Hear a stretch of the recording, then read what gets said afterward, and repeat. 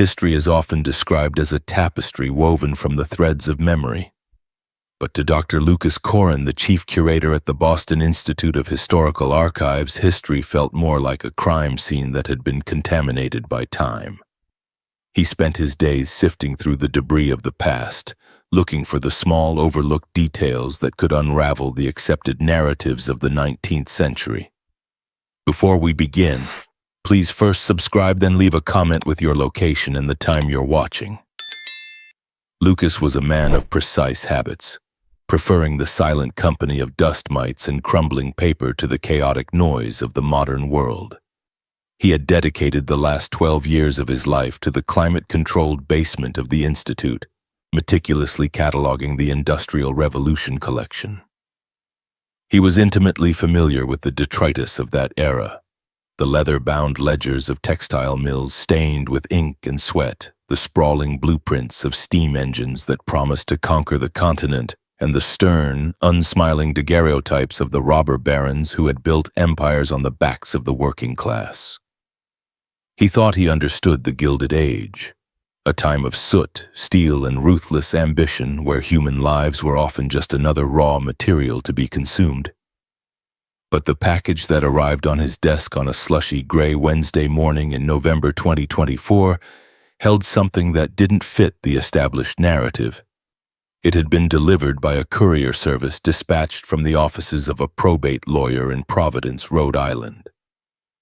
The accompanying cover letter was written on heavy cream-colored stationery, explaining that the item within was part of the estate of a woman named Agnes Miller. Agnes had been a spinster who lived out her days in a decaying Victorian mansion on the cliffs of Newport, passing away at the formidable age of 99. She was the last living descendant of a family of master clockmakers who had operated in New England since the early 1800s. The lawyer's letter noted, with a touch of professional curiosity, that Agnes had kept this specific item in a bank-safe deposit box for 70 years, with explicit instructions that upon her death it be donated to a worthy institution capable of seeing the truth.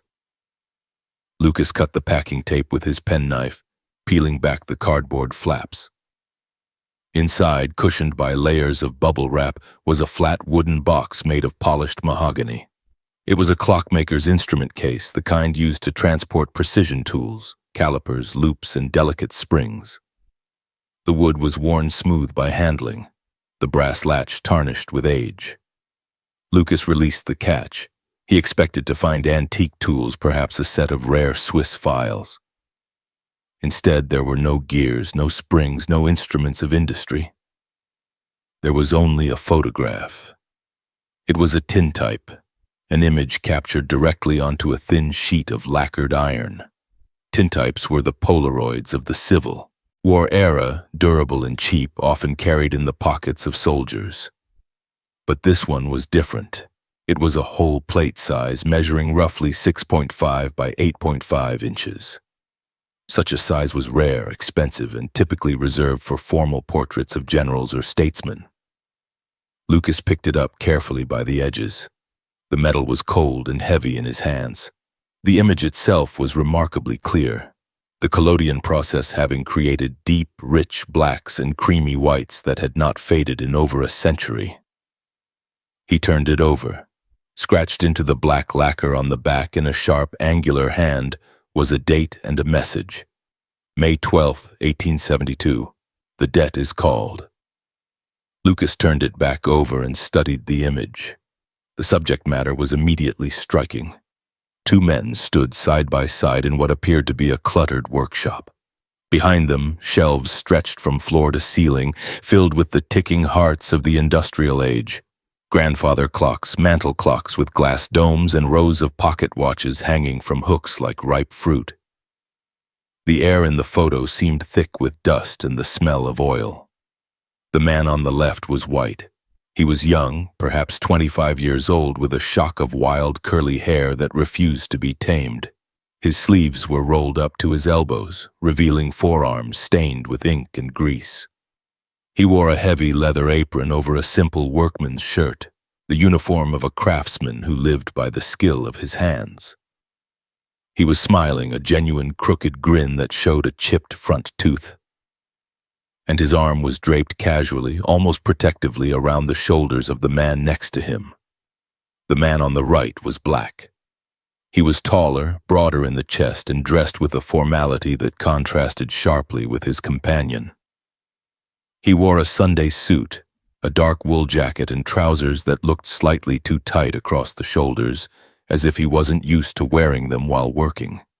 He wasn't smiling.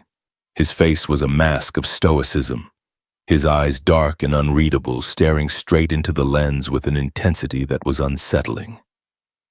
In his hand, held up for the camera to see, was a silver pocket watch.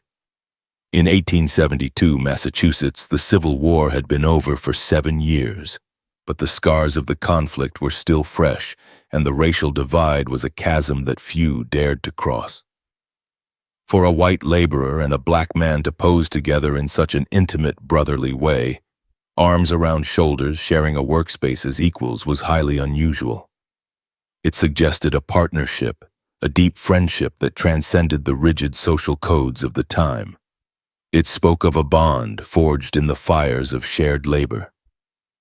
Lucas reached for his high magnification loupe, the heavy brass one he kept for examining hallmarks on silver. He wanted to see the details of the workshop. He had a weakness for antique tools and wanted to identify the lathes and vices in the background. As the lens magnified the image, bringing the grain into sharp relief, the innocence of the scene began to curdle. He focused first on the white man's hand, the one draped so casually over his friend's shoulder. To the naked eye, it looked like a hug, a gesture of camaraderie. But under the glass, the truth revealed itself. The fingers were dug into the fabric of the black man's jacket, the fabric bunching under the pressure. The tendons in the white man's wrist were popping out, taut as piano wire. He wasn't hugging him, he was holding him in place. It was a grip of tension, perhaps even coercion. Lucas moved the lens to the black man's face. The stoicism he had first perceived wasn't calm, it was paralysis. There was a sheen of sweat on his forehead that the camera had caught, tiny droplets of fear reflecting the studio light. His eyes were wide, the whites visible all around the irises. And they weren't focused on the lens.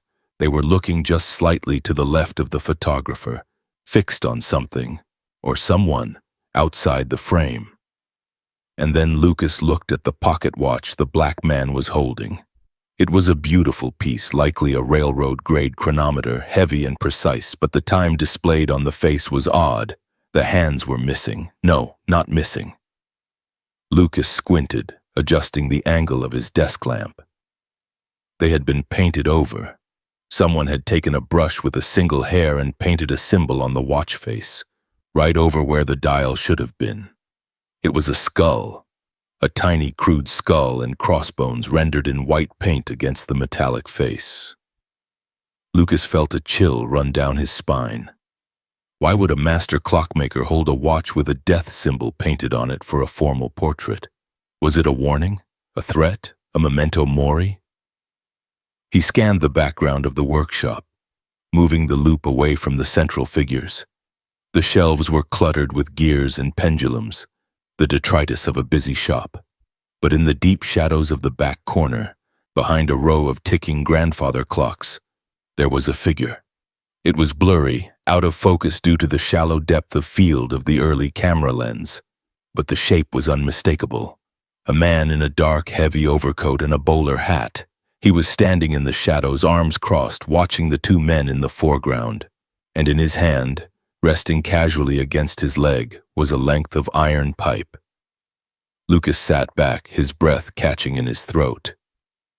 This wasn't a portrait of two partners celebrating a milestone. It was a hostage situation. The man in the shadows was the captor, the enforcer. The two men in the light were performing for the camera, terrified that if they stopped smiling, the pipe would swing. Lucas flipped the tintype over again, his fingers tracing the scratched inscription. Elias and Jonah, the last hour of the partnership, God help us, the debt is called. 1872. The debt is called. The phrase hung in the air, ominous and final. Lucas grabbed his laptop. He needed names. Elias Jonah, 1872, Massachusetts. He started with the clockmakers of the region. The box had come from the Miller estate, Agnes Miller. He searched for Miller clockworks in the digital archives of New England industry. He found it almost immediately. The Miller & Sons Timepiece Company, founded in Lowell, Massachusetts in 1850. The founder was a man named Silas Miller, a master craftsman who had emigrated from Switzerland. Lucas accessed the 1870 federal census for Lowell. Silas Miller, head of household, age 55. Sons Elias Miller, age 23, occupation watchmaker. He had found Elias, the white man in the apron with the wild hair, the heir to the company. Now for Jonah. Lucas scanned the employees of the Miller factory. In 1870, the census listed the workers living in the boarding house attached to the factory, a common arrangement for industrial towns.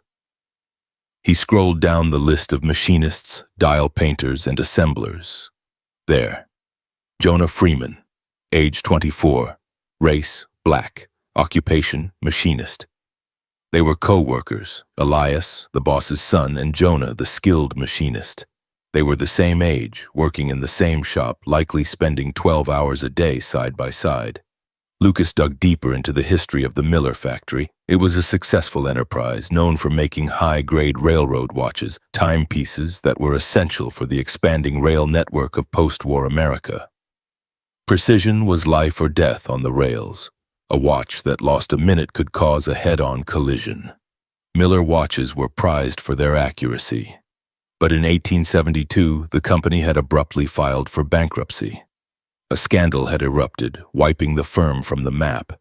He searched the archives of the Lowell Sun newspaper for May and June of 1872. June 1st, 1872. Fire destroys Miller factory. Tragically, the main workshop of the Miller & Sons Timepiece Company was consumed by a blaze last night. The fire, which started in the assembly room, burned hot and fast, fueled by the oils and varnishes used in the trade. 2 bodies were recovered from the rubble. They have been identified as Elias Miller, the owner's son, and Jonah Freeman, a colored employee. Authorities suspect the fire was started by Freeman in an act of sabotage gone wrong, likely due to a dispute over wages. The official story was neat and tidy. The disgruntled black employee burned down the factory in a rage and killed the heir in the process. It was a narrative that fit the prejudices of the time perfectly. But the photo on Lucas's desk was dated May 12, 1872, 2 weeks before the fire. Why would they pose for a photo together, looking terrified with a death symbol painted on a watch? 2 weeks before they supposedly died in a murder-suicide. And who was the man in the shadows with the pipe?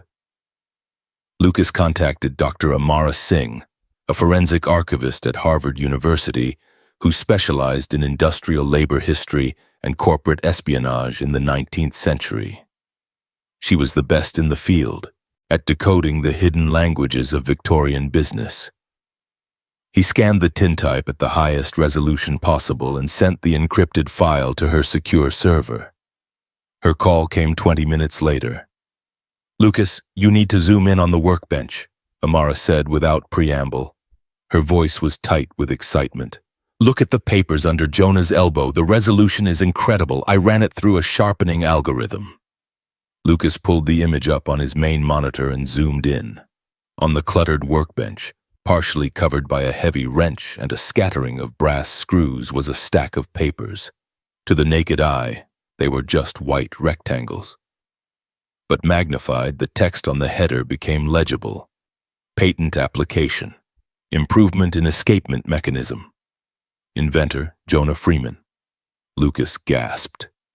"He wasn't a saboteur," he whispered. "He was an inventor. And not just any inventor," Amara continued. "The escapement is the heart of a watch. It controls the release of energy.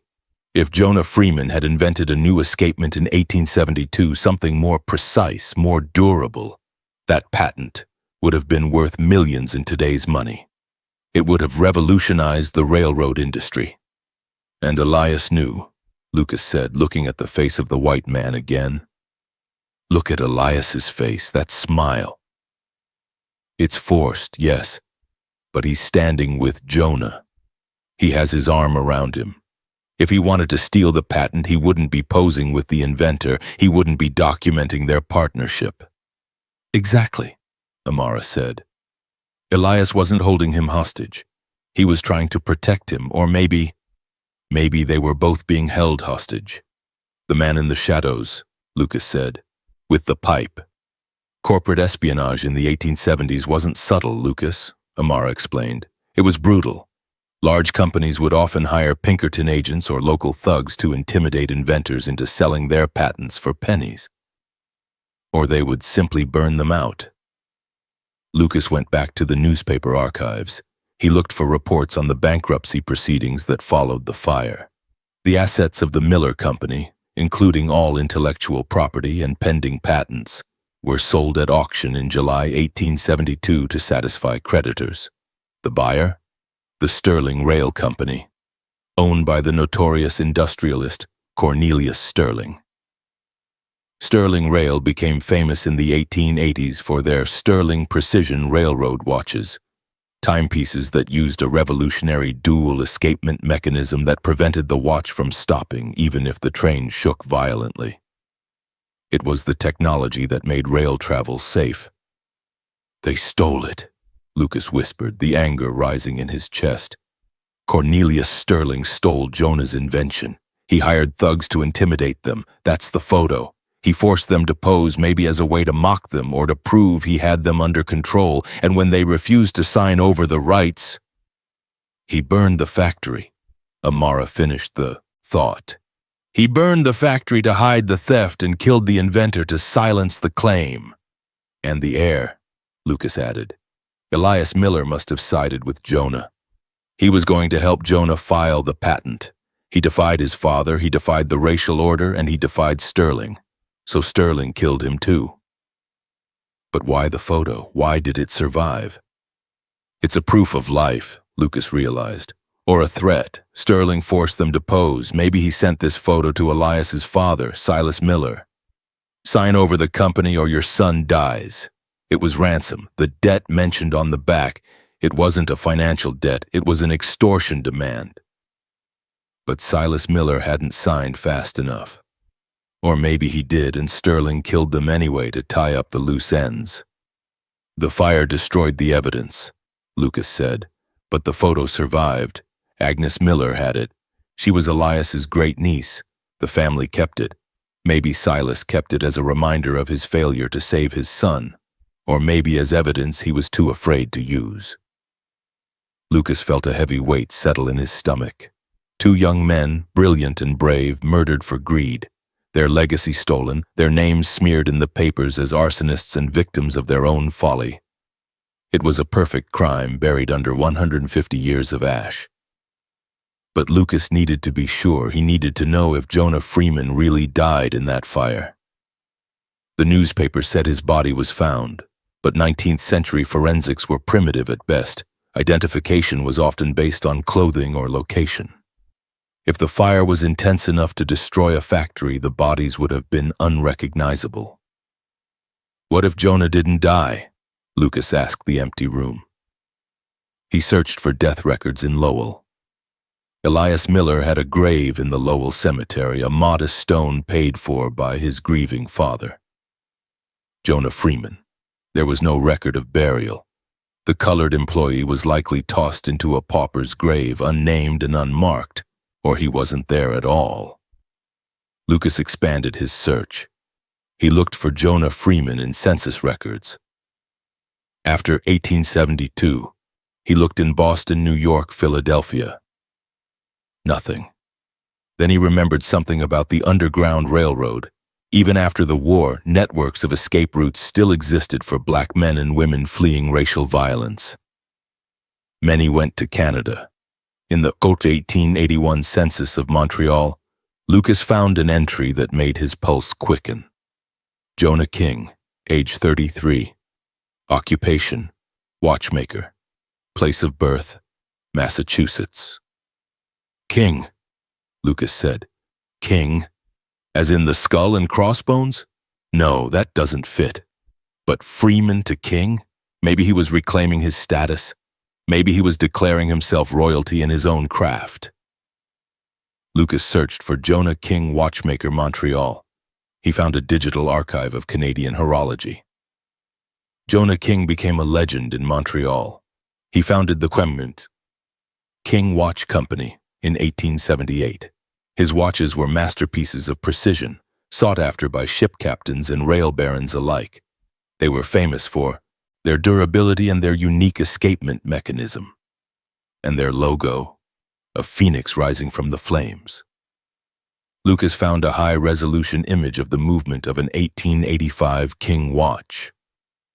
He compared it to the magnified image of the patent papers in the tintype. The escapement mechanism was identical. The geometry of the gears, the unique shape of the pallet fork, it was the same design. Jonah had survived. He had escaped the fire, fled to Canada, changed his name, and built his own empire using his own invention. He had risen from the ashes, but Elias hadn't been so lucky. The grave in Lowell was real. The death certificate was signed. Elias died saving him, Lucas said, the realization hitting him like a physical blow. The fire. Elias must have set it. Or maybe he fought the man with the pipe. He created a distraction. He sacrificed himself to create chaos so Jonah could run. The inscription on the photo, the last hour of the partnership.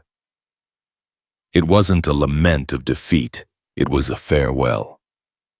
Lucas looked at the photo again. The man in the shadows with the pipe, that was Sterling's enforcer. They were being held hostage. But Elias's hand on Jonah's shoulder wasn't a trap.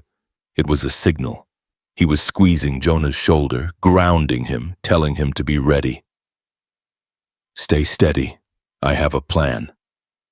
And the skull on the watch face? It wasn't a death threat from the captor. It was a message from Jonah. Time is dead here. We are running out of time. Lucas knew what he had to do. He had to prove that the Sterling Rail Company, which still existed today as the multinational giant Sterling Global Logistics, was built on a stolen patent and a murder. The foundation of their billions was the blood of Elias Miller and the genius of Jonah Freeman, and he needed to find Jonah's descendants. If the King Watch Company family still existed in Montreal, they needed to know the truth about their founder. They needed to know that he wasn't just a brilliant watchmaker. He was a survivor of a corporate war, and they needed to meet the descendants of the man who died to save him. Lucas booked a train ticket to Montreal for the next morning. He packed the tintype in a secure, waterproof travel case. He packed his laptop, his notes, and a sense of righteous purpose that he hadn't felt in years. The ghost of Elias Miller had knocked on his door, and Lucas was going to answer. He was going to finish the work that the fire had interrupted. The train ride north to Montreal was a journey through a landscape that had been shaped by the very industrial forces Lucas was now investigating. As the Amtrak train sliced through the frozen forests of Vermont and upstate New York, the rhythmic clatter of steel wheels against the track sounded like the ticking of a giant, relentless clock. Lucas sat by the window, watching the skeletal trees blur past, but his mind was anchored in 1872. Beside him on the seat, secured in a waterproof, impact-resistant Pelican case, sat the tintype. It felt heavier than a piece of iron should, weighted down by the souls of two men who had been screaming for justice for a century and a half. Montreal was a city of stone and ice, its architecture a stark contrast to the brick-and-mortar industrialism of Lowell. It was a city of refuge, a place where the Underground Railroad had terminated, and where men like Jonah Freeman could reinvent themselves. Lucas had arranged a meeting with Clara King, the current CEO of the King Watch Company. The brand was no longer the titan of mass production it had been in the early 20th century. It had evolved into a niche luxury house, known for bespoke handcrafted timepieces that cost as much as a luxury car. But the legacy remained. The headquarters of King Watch was located in the Saint-Henri district, housed in a refurbished textile factory that overlooked the Lachine Canal. The building was a fortress of red brick and arched windows blending 19th-century grit with modern elegance. The lobby was a museum of horology, a silent temple to the measurement of time. Glass cases lined the walls, displaying the evolution of the King brand from the sturdy railroad watches of the 1880s to the sleek Art Deco wristwatches of the 1930s. Lucas paused before a central display dedicated to the founder. An oil painting of Jonah King, dated 1890, dominated the space. He looked older than the man in the tintype, his face lined with the hard-won wisdom of survival. He wore a thick, neatly trimmed beard and a gold watch chain draped across a silk vest. He looked like a patriarch, a man of substance and power.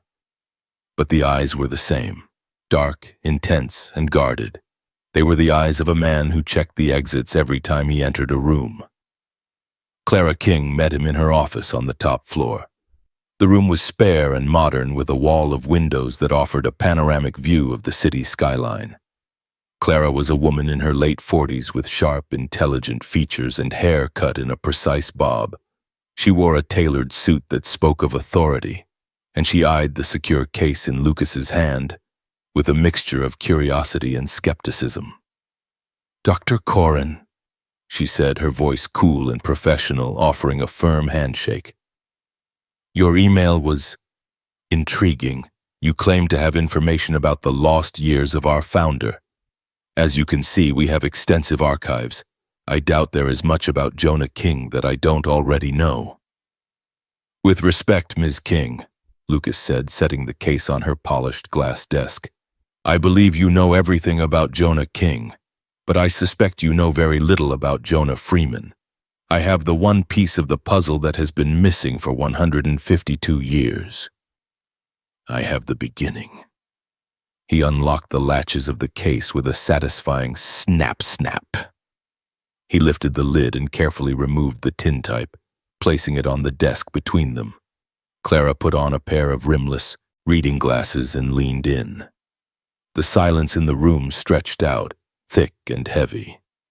She studied the image for a long time, her gaze moving from the face of the white man to the face of the black man, then to the workshop background, and finally settling on the pocket watch with the painted skull. When she finally looked up, her professional mask had slipped. Her eyes were wide, her expression softened by a flicker of recognition that transcended generations. "We have stories," she said quietly, her voice losing its corporate edge. "Family legends passed down from my great-grandmother. They say Jonah came from the south, running from a great fire that took everything he loved. They say he had a brother who didn't make it, a brother who held the door so Jonah could run, but we always assumed brother meant a sibling. A blood relative. We searched the records for a lost king brother but never found one." "It wasn't a brother by blood," Lucas said gently. "It was a brother in spirit. That man is Elias Miller, the son of his former employer in Lowell, Massachusetts. He died so Jonah could live."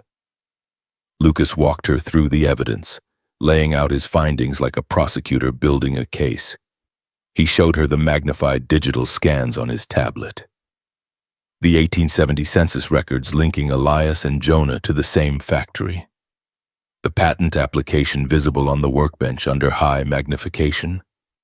The stolen design that built the Sterling Empire and the newspaper accounts of the fire that branded Jonah a saboteur. He explained the significance of the skull painted on the watch face, a desperate signal that time was running out. Clara listened without interrupting, her face growing paler with each revelation. When he finished, she stood up and walked to the window, looking out at the gray city. "Sterling," she murmured, the name tasting like ash in her mouth. "Sterling Global Logistics attempted a hostile takeover of our company in the 1980s. My father fought them off for 3 years. It nearly bankrupted us. They use dirty tactics, corporate espionage, lawsuits, slander.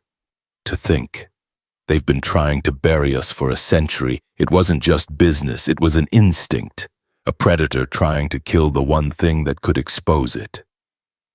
They stole his invention, Lucas said, standing to join her.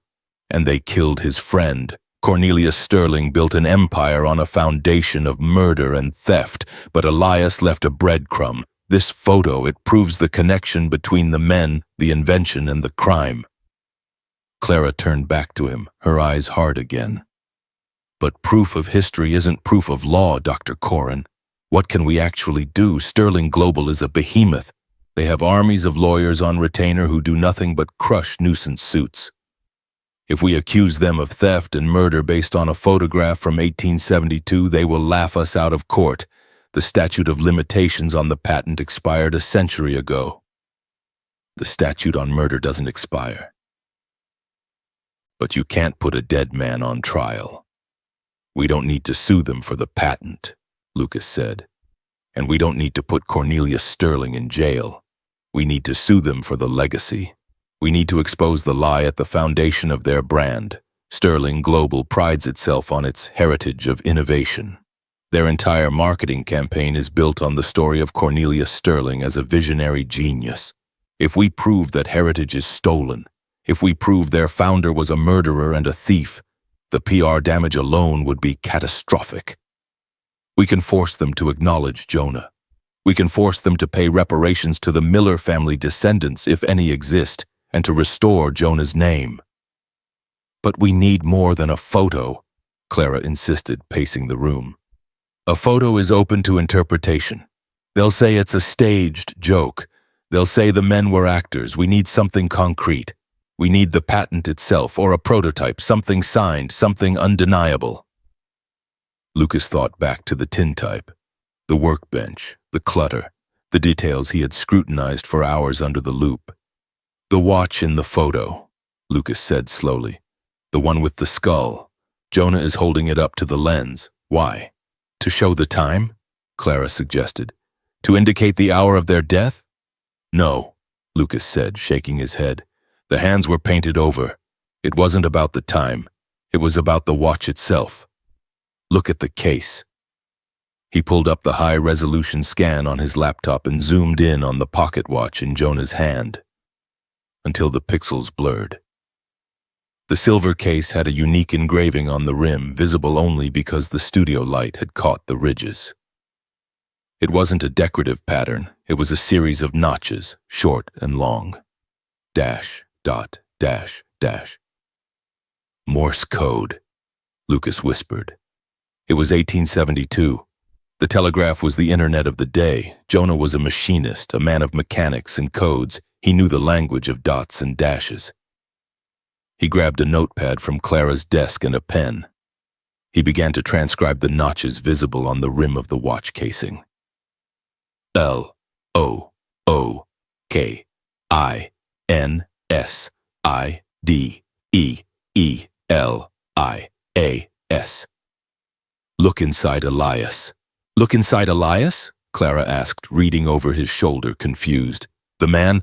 That sounds gruesome. Autopsy records? No, Lucas said, his mind racing, connecting the dots of 19th century craftsmanship. Not the man, the clock. Elias Miller was a master clockmaker. The newspaper article mentioned he was working on a masterpiece before he died. A grand complication grandfather clock.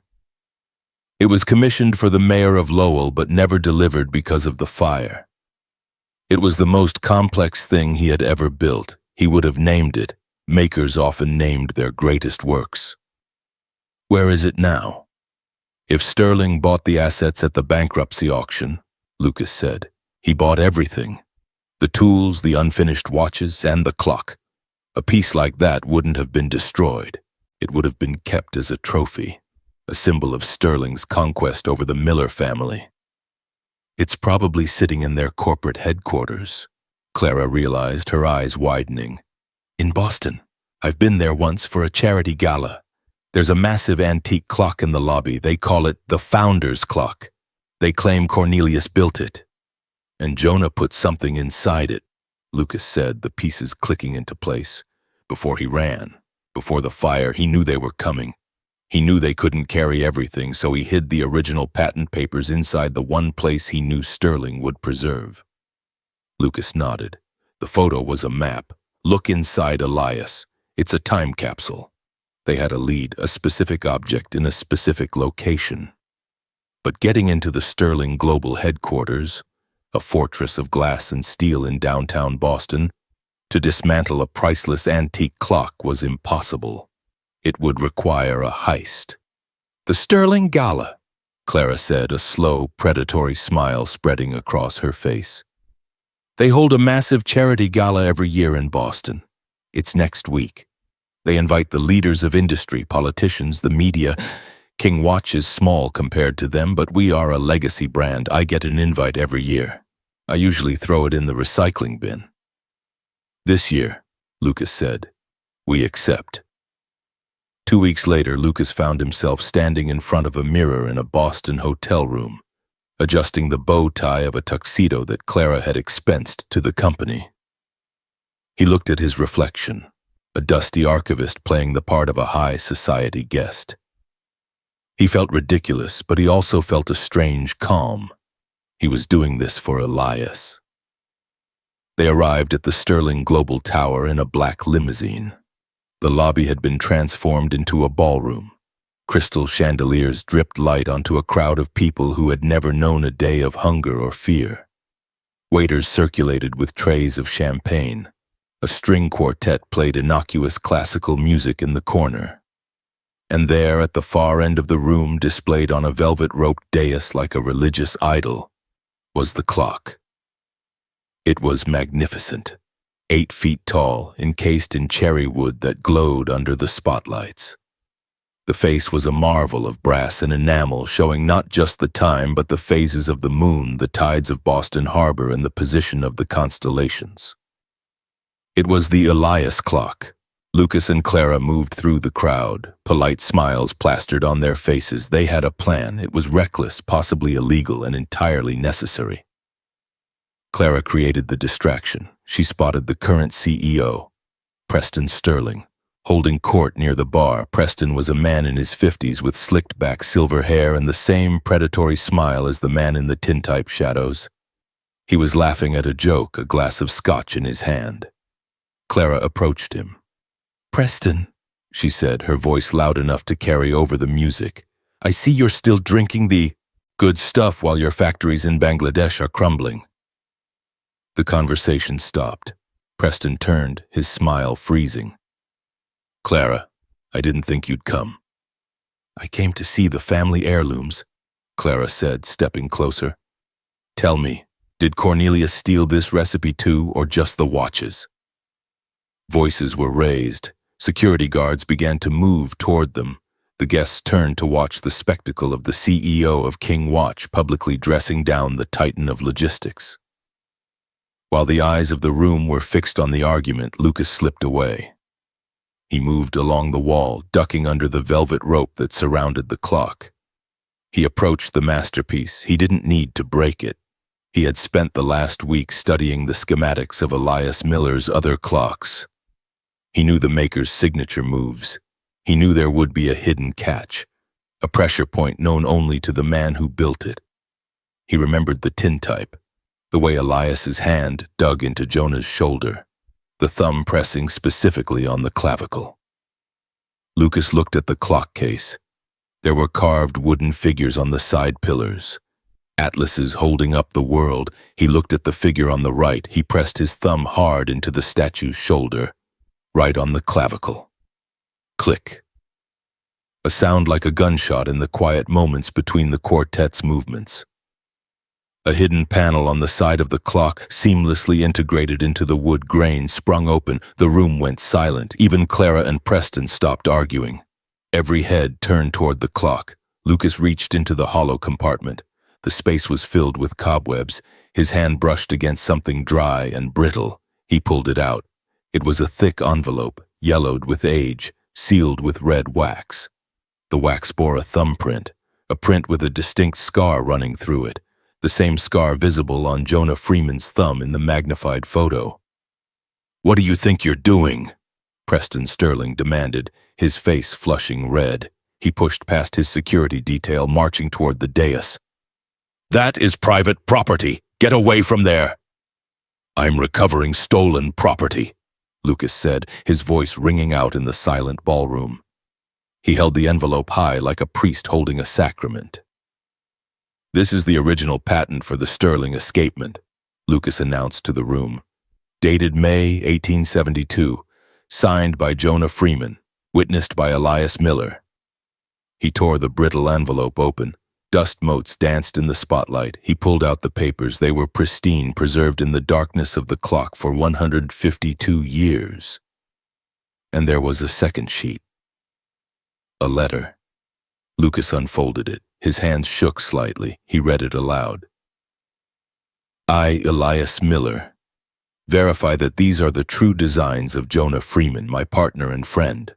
Cornelius Sterling has threatened to burn us out if we do not sell. He has hired men to watch us. If I am found dead, know that it was murder. I hide this proof in the heart of my greatest creation, in the hope that one day the truth will chime." The crowd murmured. Phones were out, recording everything. Live streams were starting. The Sterling scandal was going viral in real time. Preston Sterling's face drained of color. He looked at the papers, then at Lucas, then at the clock that had stood in his family's lobby for a century, a silent ticking witness to their original sin. "This is a forgery," Preston stammered, but his voice lacked conviction. "It's a stunt! Security! Remove them!" "It's not a forgery?" Clara said, stepping up beside Lucas on the dais. She looked at the cameras. "It's history, and you can't silence it anymore. The clock has struck midnight, Preston." The security guards hesitated. The room was full of witnesses. The police were called, not to arrest Lucas, but to secure the evidence. The aftermath was a media firestorm.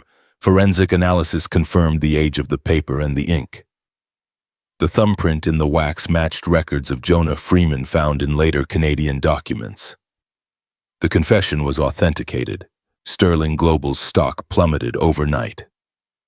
The board of directors, facing a PR nightmare and potential lawsuits, forced Preston Sterling to resign in disgrace.